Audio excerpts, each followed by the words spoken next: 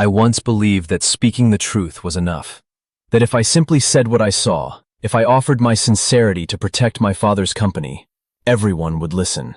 But the moment I saw my stepmother, Victoria, signing documents that even I, the COO, wasn't allowed to access, I knew something was wrong.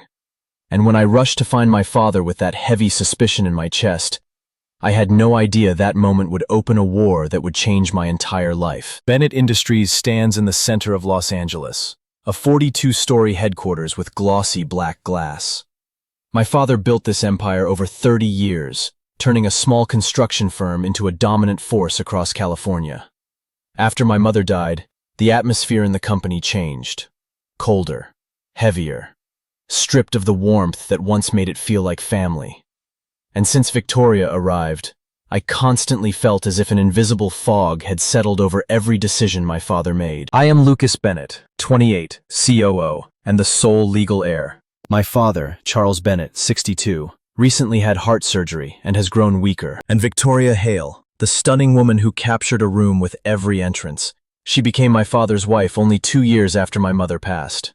Sharp, clever, and persuasive, Victoria had a strange talent for making everyone believe she was the one keeping the company stable. Employees began to see her as the new matriarch, while I increasingly felt like an outsider in my own family. Everything began on a Monday afternoon.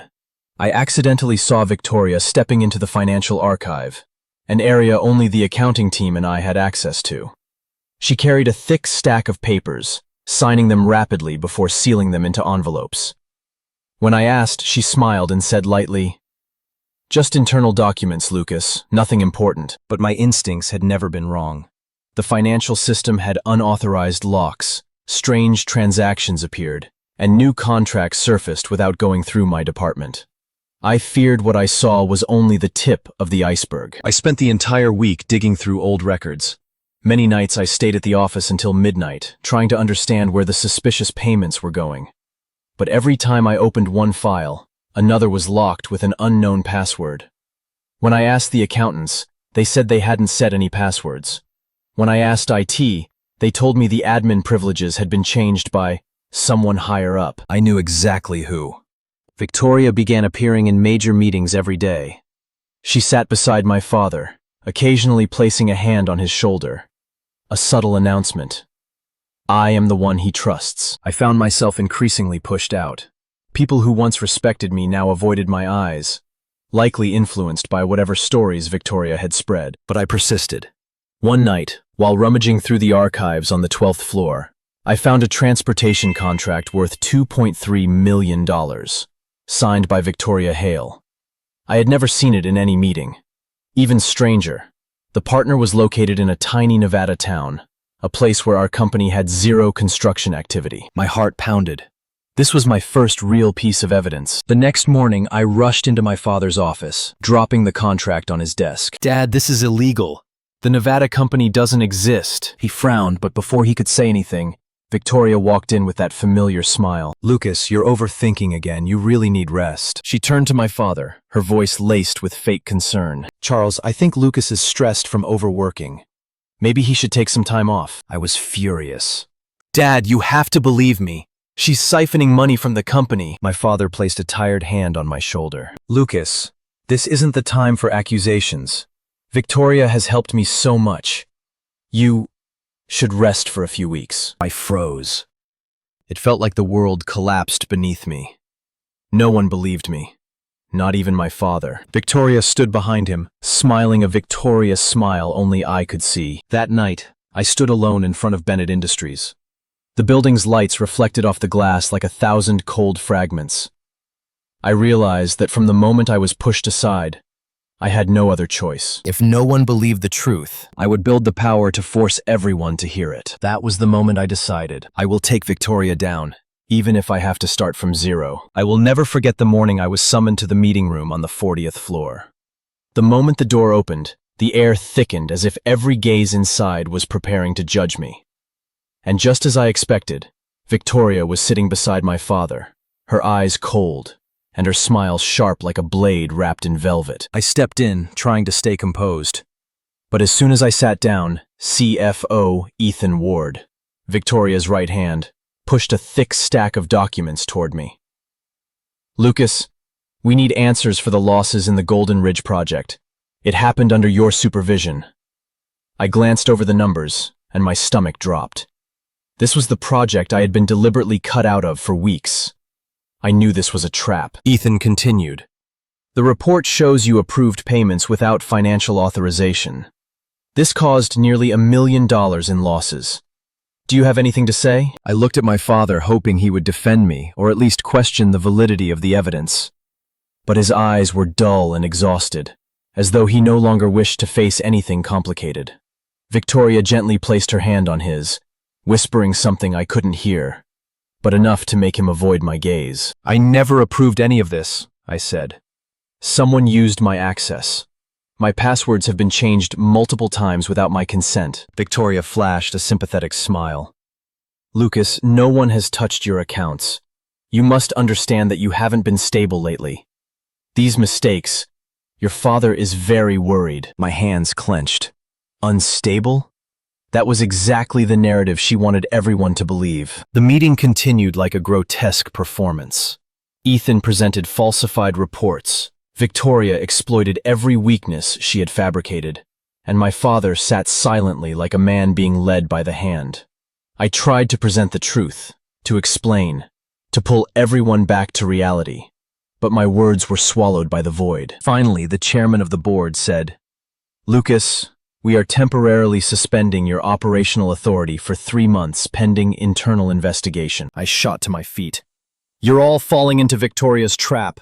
You're letting the company fall into the hands of someone who's draining it every single day." The room buzzed with whispers as if I had said the most irrational thing imaginable. Victoria merely tilted her head and smiled, a victorious smile. When the meeting ended, I walked down the long hallway with legs heavy as stone. Grace Lee, the financial assistant, hurried after me, anxiety written all over her face. "Lucas, I don't believe what they're saying, but I can't help you. My access was revoked this morning." I nodded. I understood. The people still on my side were being removed one by one. That afternoon, the suspension notice was emailed to the entire company. Within hours, I had become the person blamed for financial losses. Coworkers avoided me. Employees looked at me as if I were responsible for something terrible. A twisted version of the story had spread at frightening speed. I left the Bennett Industries building just as the sun was turning orange. The glass doors closed behind me, and I saw my reflection. Small, isolated, crushed by the very place I had devoted my life to. I realized this was no longer an internal dispute. This was war, and I had just lost the first battle. That night, I drove through the familiar streets of Los Angeles, but everything felt foreign. I stopped at the Santa Monica shoreline, watching the waves crash while my mind churned with helplessness. I had lost my position, lost my access, lost my father's trust, and Victoria had never been more powerful. But amid that darkness, one thought appeared, clear and sharp. If I couldn't protect the company as its heir, then I would protect it as someone with real power. Power that Victoria couldn't reach or manipulate. I knew what I had to do, and to do it, I had to leave this place. I left Los Angeles on a morning colder than usual. It wasn't raining, but there was something somber drifting across the sky, carried by the gray clouds above. I drove through the night, heading north to San Francisco, the city of restarts, the city of those beaten down yet stubborn enough to rebuild their fate. I told no one, not even my father. After that fateful meeting, I knew no one in Bennett Industries would stand up for me anymore, and I had no reason to stay. The apartment I rented near the financial district was small but quiet. Just enough for me to sit by the window every night and watch the city lights flicker. But San Francisco was not gentle with someone starting from zero. On my first day attending a corporate finance seminar, I felt invisible among a sea of sharply dressed people with cold eyes and hurried steps. This place was not for the weak. No one cared that I was the Bennett heir, only whether I had something worth bringing to the table. I enrolled in intensive courses on fund management, corporate finance, M&A, and forensic accounting. Without a CEO title or the power of my father's company behind me, I had to build my own credibility. Classes stretched from morning to night, Some days I fell asleep at my desk, yet I pushed myself to understand every detail about cash flow models, risk structures, and valuation. I knew all of this knowledge would one day be my weapon when I returned to Los Angeles in a completely different form. Then came a Friday afternoon that changed everything. A tall, silver-haired man with sharp eyes walked into the classroom. He wasn't an instructor. He was Richard Dalton, a former Wall Street financial strategist known for reviving 3 major corporations from collapse. He had been invited to speak, but when his eyes scanned the roster, they stopped on one name: Lucas Bennett. "Why are you here? The Bennett Industries heir?" he asked after class. I hesitated. "I lost my position at the company." He didn't show sympathy. He only nodded lightly, as if he had heard this story many times before. "Good," he said.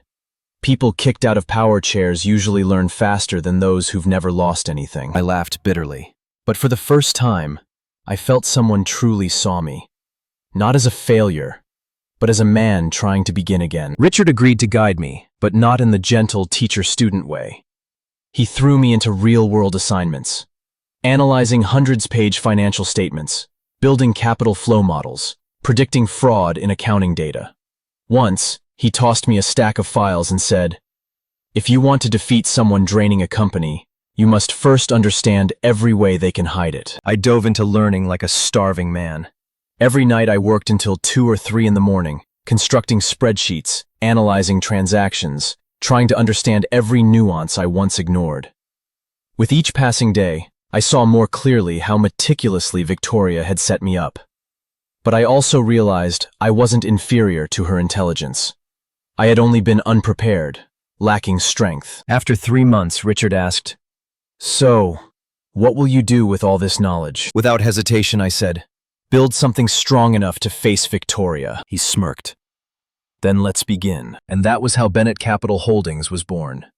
I created it in a small room in an old building near South of Market. No logo, no employees, just me and a laptop. But I believed that to create power, one must first create value.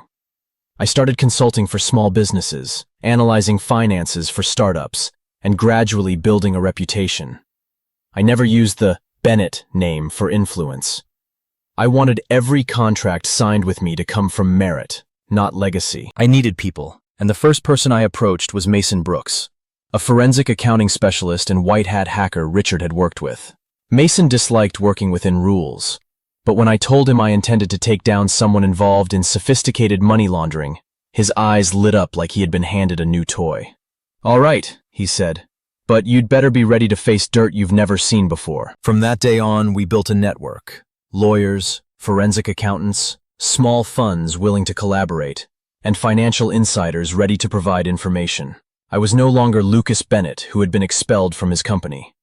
I became someone quietly building the strength needed to return. The day I closed my first $10 million deal, not huge by financial industry standards, but monumental for me, I knew I had made my first declaration to the world that I was no longer out of the game.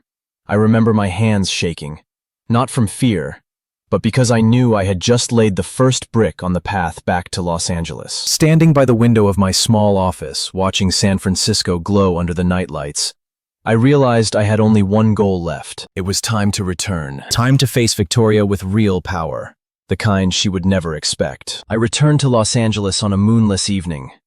That city, once my home, once my pride, once the place I believed I would one day inherit, had become the battlefield I had to enter with a completely new face. I didn't go home. I didn't go to the company.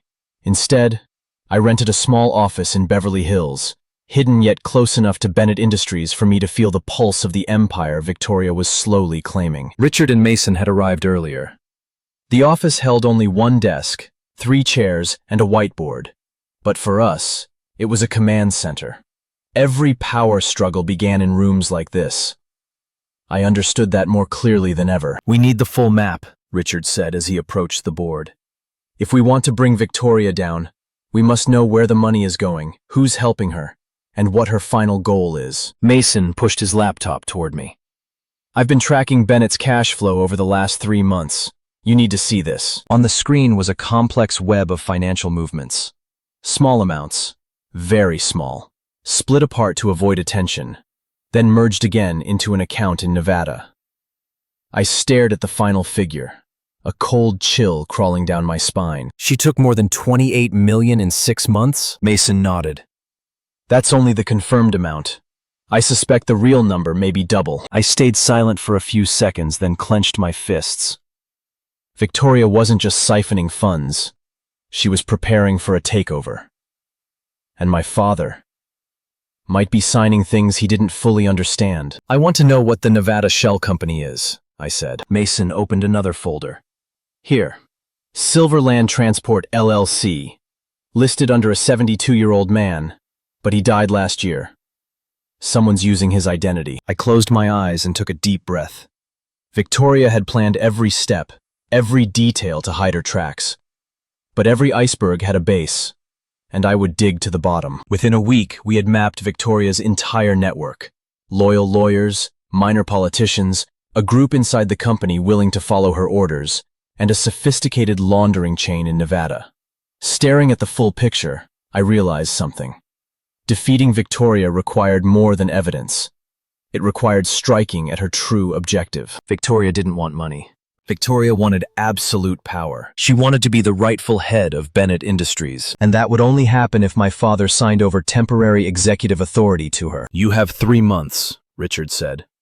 After that, if Charles's health gets worse, or if Victoria gathers enough votes in the board, she will gain legal control. 3 months. A race against time. I began buying Bennett Industries shares through intermediaries, small, anonymous investment funds that Mason set up for me. If I bought directly, Victoria would notice immediately and counterattack. Each week I purchased about 0.5%. Not much, but enough to build power without drawing attention. Meanwhile, Mason continued monitoring the cash flow.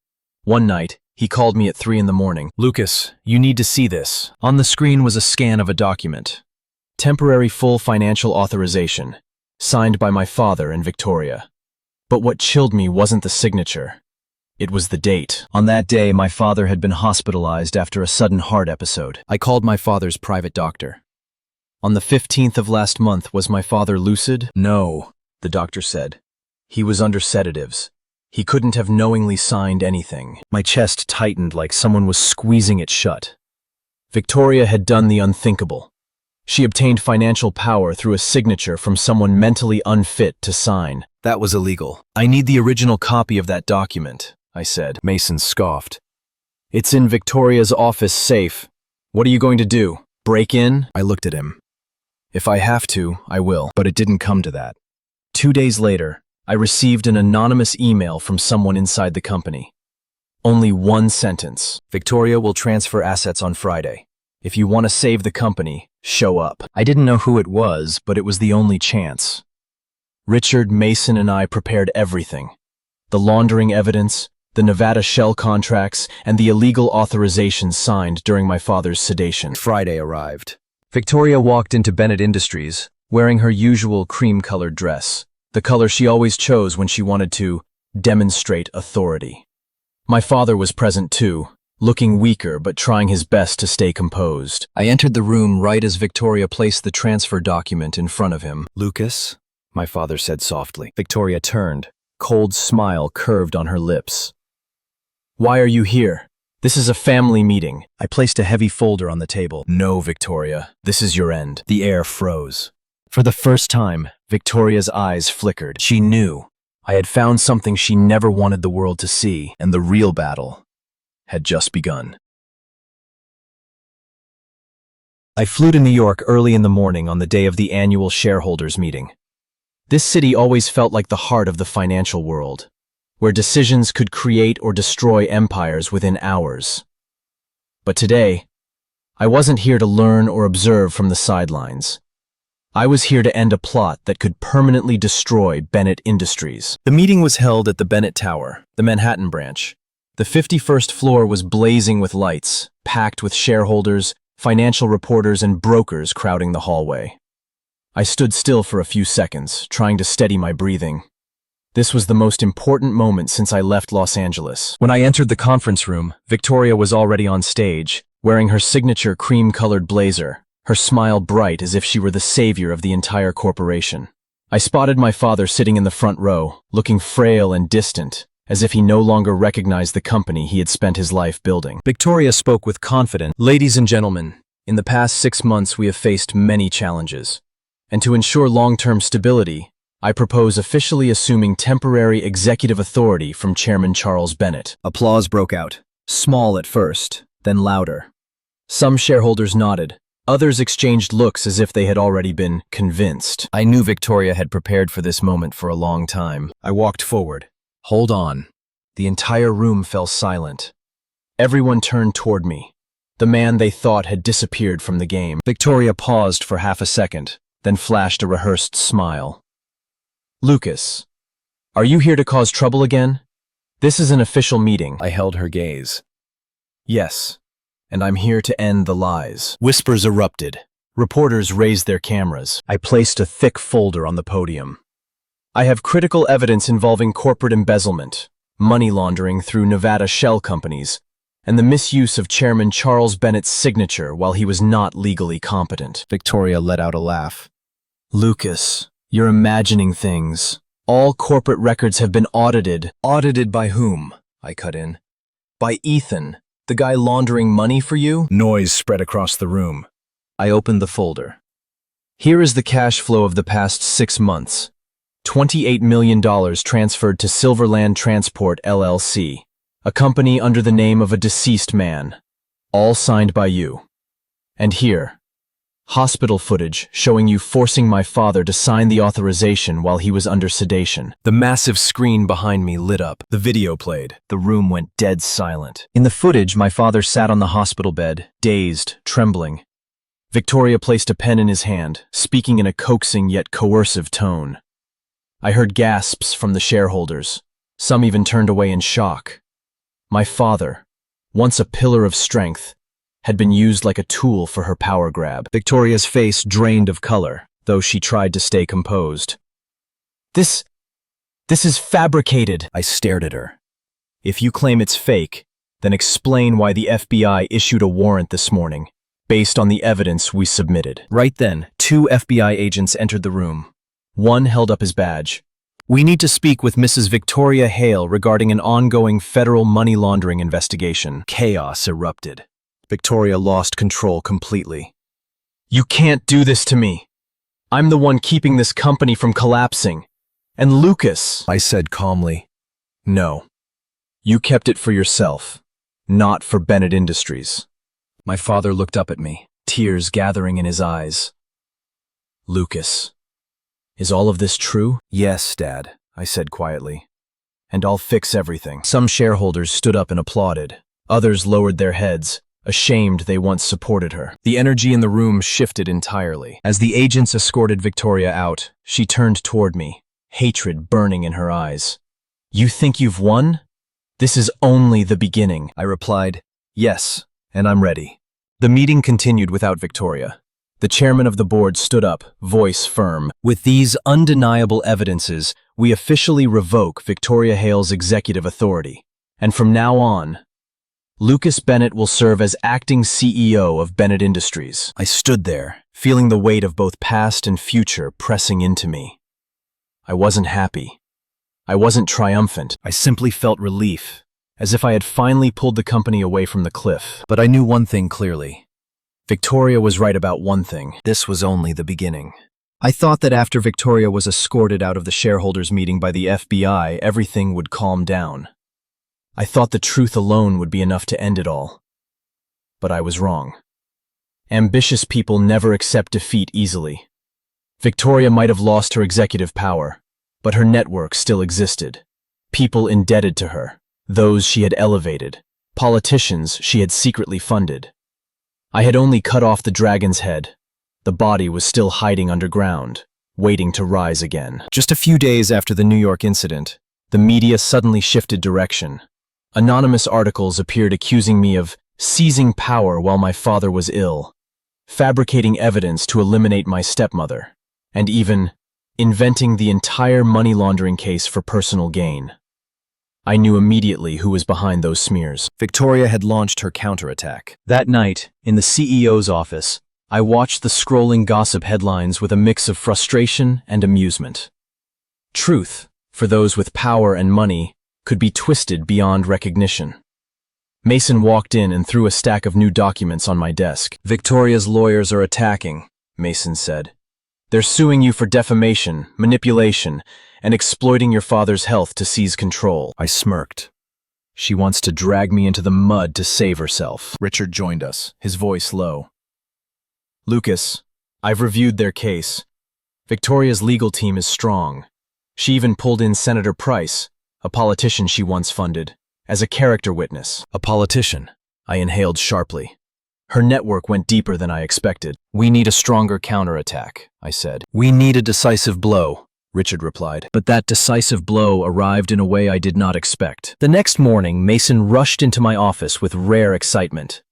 "Lucas, you have to see this." He opened his laptop to reveal a chain of leaked emails. I skimmed the contents, feeling my entire body go cold. They were emails between Victoria and a partner in a Nevada casino chain.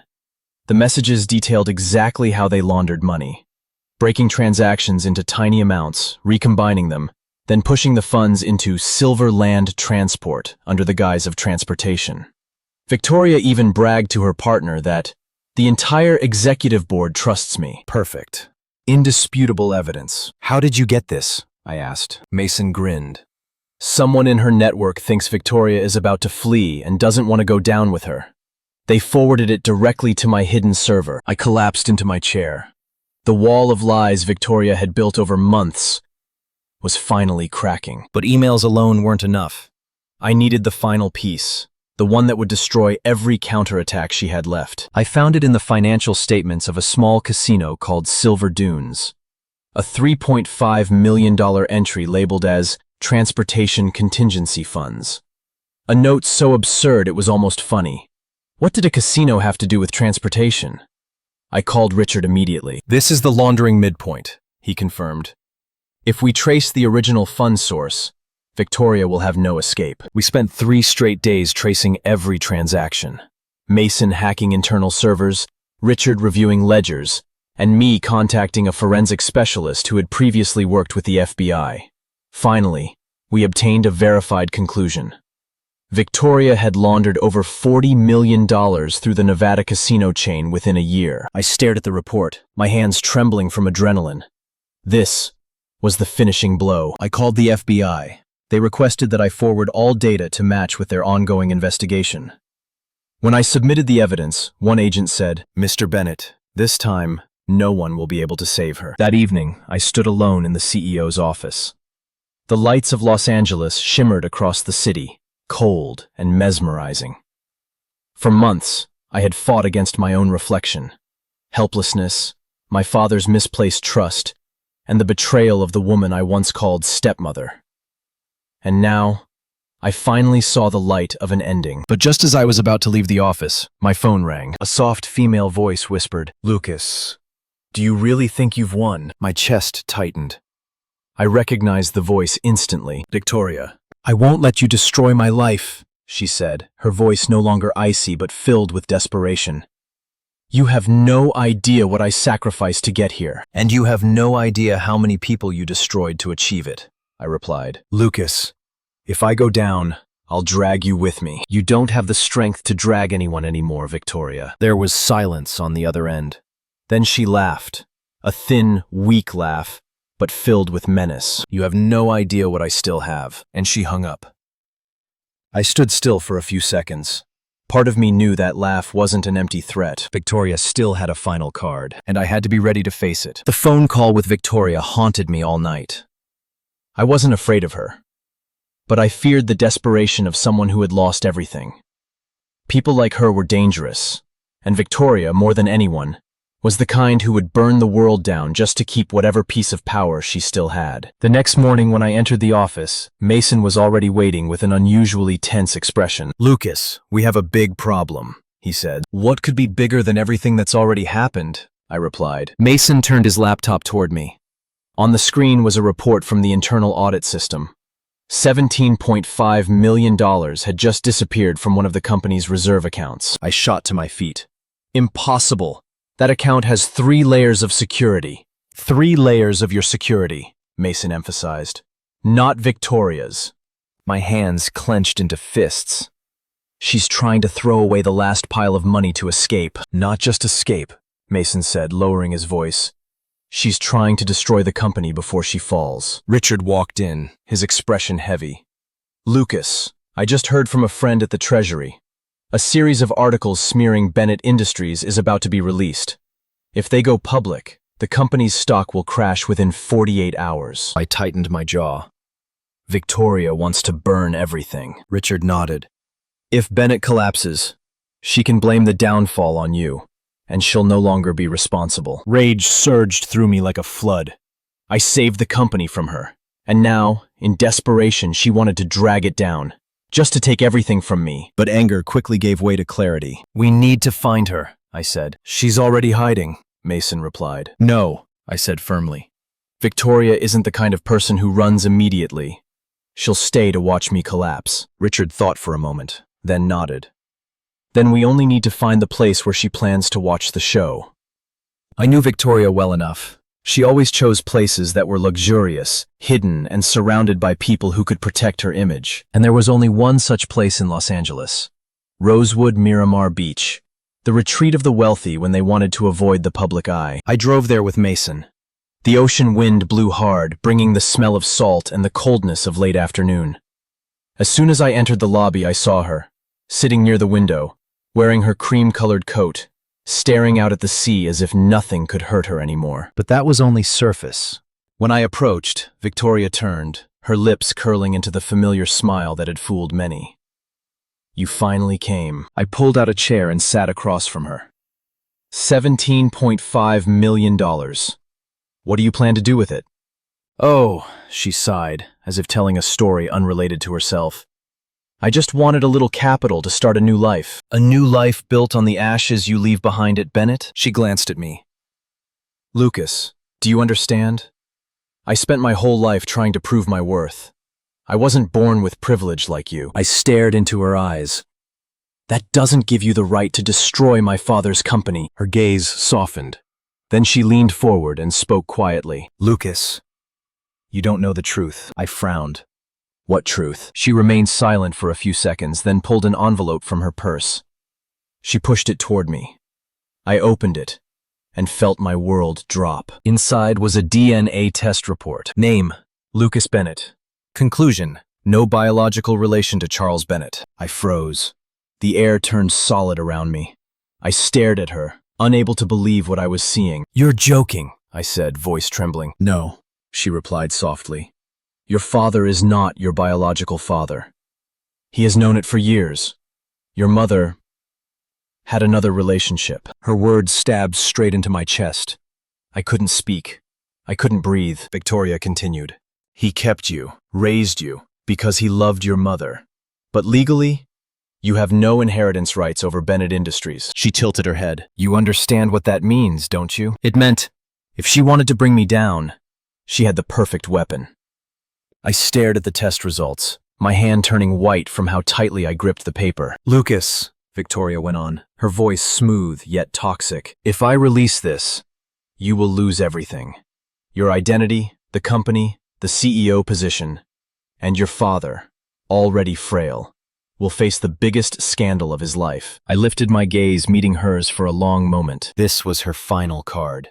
Not money, not power, but truth. The kind that could destroy a man with a single reveal. But after a moment of silence, I spoke slowly. You underestimate me, Victoria. She raised an eyebrow. I stood up. You think one piece of paper can destroy me? You forget. Bennett Industries survives because of who is running it, not because of whose blood is in their veins. Then I stared directly at her. And you? What exactly do you survive on? Victoria smiled. Not the arrogant smile this time, but the smile of someone who had reached the end of their road. You're right, Lucas. You're stronger than I thought. But then her eyes darkened. But I'm not finished. I left the hotel, my heartbeat pounding violently. I knew she wasn't lying. She would release the DNA test, and when she did, the whole world would turn against me. I left Rosewood Miramar Beach with a weight heavy as stone inside me. The ocean wind hit my face cold and sharp, but it was nothing compared to the storm that would come once Victoria released the DNA test to the public. I sat inside my car for a few minutes, letting my heartbeat settle. If I were a weak man, I would have fallen apart right there. But I had gone too far to turn back. And what Victoria didn't understand was this. True power isn't in blood. It's in choice. And I chose to fight. That night, I went to visit my father in the hospital. He was asleep, his face thinner than before, but peaceful. When I sat down beside him, his eyes opened, tired but warm as always. "Lucas," he whispered. "I'm here, Dad." He was silent for a few seconds, then sighed. "Victoria told you, didn't she?" I didn't respond. I just looked at him, enough for him to understand. He turned toward the window, his eyes sad and distant. "I'm sorry. I should have told you long ago. But I was afraid. Afraid you'd think I didn't love you as my own son." I squeezed his hand. "You don't need to apologize. You raised me, taught me, cared for me. I am your son. Nothing about that requires DNA." Tears streamed down the cheeks of the man who had once been the pillar of a financial empire. He held my hand tightly. "Lucas, even without blood, you're the person I trust the most. I want you to keep Bennett Industries. Not for me, but because you earned it." Those words melted the ice inside me. The truth was no longer a weapon against me. It became the reason I stood stronger. But Victoria didn't wait long. Exactly 36 hours after our meeting at the hotel, the DNA test leaked to the media. Hundreds of articles, thousands of comments. "Lucas Bennett is not a real Bennett. Fake CEO. The biggest financial scandal of the year." A tidal wave. But I was ready. I called an emergency press conference at Bennett Industries. The room was filled with reporters, cameras flashing non-stop. The atmosphere was suffocating. I stepped onto the stage, not hiding, not avoiding. "I'm Lucas Bennett," I began calmly. "And yes, I am not biologically related to Chairman Charles Bennett." A collective gasp filled the room. I raised my hand, signaling them to remain silent. "But DNA only speaks of origin. It doesn't define worth. Charles Bennett kept me, raised me, trusted me, not because of blood, but because he knew I would protect this company with my life." I looked straight into the cameras. Straight into the judgment of the world. Victoria Hale released the DNA test to attack me and this company. But before she did, Bennett Industries traced over $40 million she laundered through a chain of Nevada casinos. I held up a thick folder. "This is the final evidence." Behind me, the screen lit up with her emails, transactions, contracts, everything. And 30 minutes before this press conference, the FBI issued a federal arrest warrant for Victoria Hale. The room exploded. Reporters shouted, scrambled, snapped photos, sent live updates. News spread like wildfire. Finally, truth had won. 3 days later, Victoria was arrested at the US-Mexico border while attempting to flee with forged documents. Her handcuffed photo hit the front page of every newspaper. Her laundering network collapsed. Meanwhile, I returned to the CEO's office, looking up at the Bennett building standing tall like a warrior that had survived the storm. My father recovered well. He called me to his room and placed a hand on my shoulder. "Lucas, you did what no one else could. I'm proud of you." And for the first time in months, I felt peace. I didn't win because I carried the Bennett bloodline. I won because I protected what deserved to be protected. Bennett Industries was never a legacy of blood. It was a legacy of integrity, justice, and choosing the right side. I stood by the window looking at the endless golden lights of Los Angeles. I had started from zero. I had fought corruption. I had survived truths that could break any man. Now I was no longer the disowned heir. I was Lucas Bennett, and I had rewritten my destiny.